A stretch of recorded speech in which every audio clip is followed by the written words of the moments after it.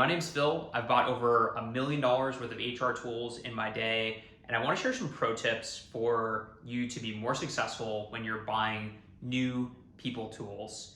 This is a really short video. I'm going to hit a lot of things really quickly. There's going to be some links throughout this video to deeper resources if you want some ROI calculators or frameworks to pitch internally, etc. Check those out. Let's dive right into it. So focus, I think a lot of people need a couple of frameworks to understand where to focus their time and resources when getting new tools. You might have heard about something at a conference and it sounds really exciting. You might be like me and have shiny object syndrome. You gotta nix that. You gotta think about 3 different frameworks. One is, how does what I'm doing impact the business? Think about what the functional leaders care about, what the board cares about, how the C-suite's gonna get compensated next year, and how does what I'm doing align with those initiatives? The second way to think about your focus is by mapping the employee lifecycle from employer branding through alumni and understanding every single step for all the different personas in your organization and what are the ways that tools can amplify something that's working really well, like take a really awesome story and putting on your career website, or fix something that's broken, like implementing video interviews because your recruiters are inundated with all the time they need to spend at the top of the hiring funnel. The last framework here is your gut. Your gut is gonna usually tell you actually where you should focus. You just gotta back it up with some analytical rigor. And that's really where we get an ROI analysis.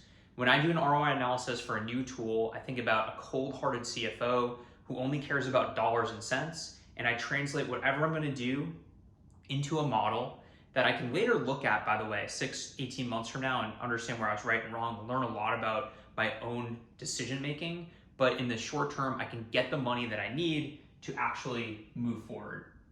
In terms of vetting, you can get shortlists from peer networks, from professional networks, from websites like Select Software Reviews.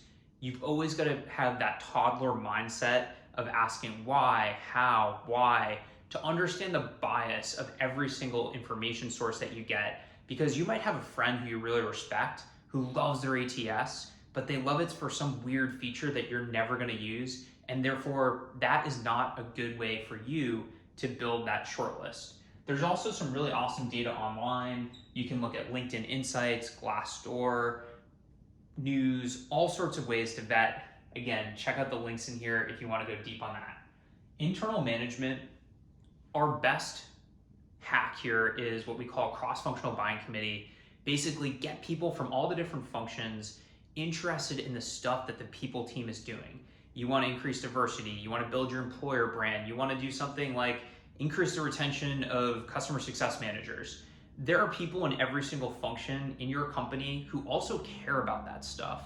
And if you get them on a committee that meets every quarter or once a month, you're going to have a diversity of thought, which is going to lead to better outcomes.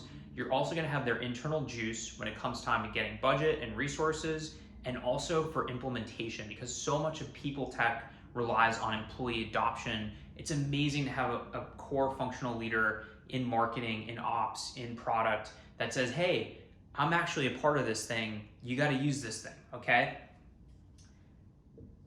Pricing, this is key. If a vendor doesn't have pricing on their website, chances are there's some wiggle room for negotiation. We've got a whole ebook on this that has tons and tons of information. I'll link to it right here. However, think about implementation fees. Think about just presenting yourself as a savvy buyer who's doing their research, who's looking at multiple vendors and getting multiple contracts. Success, if you've done all this stuff right, you are almost certainly going to be successful. You're going to pick the right vendor who's going to give you the right account management team with the right playbook, and you're going to be successful in implementing this thing.